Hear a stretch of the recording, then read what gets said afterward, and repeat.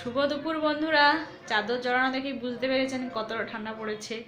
দুপুরে রুম টুম যেন একদম ঠান্ডায়, মানে আর পা হাত চলছে না। এই যেন দেখে নিন আজকে দুপুরে কী কী রান্না হয়েছে। আজকে একদম মজাদার সব রান্না। এখানে রয়েছে ভাত, এখানে চাটনি, লেবু লঙ্কা, আর এখানে রয়েছে বিমস আর আলু ভাজা। আর এখানে দেখুন, হায় হায়, লাল লাল চিকেনের ঝোল।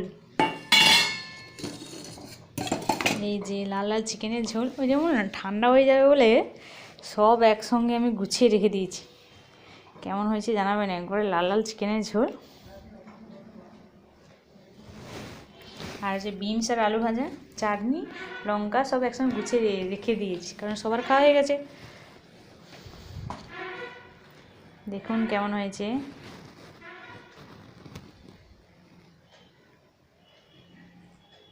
আর আপনাদের বাড়িতে কী রান্না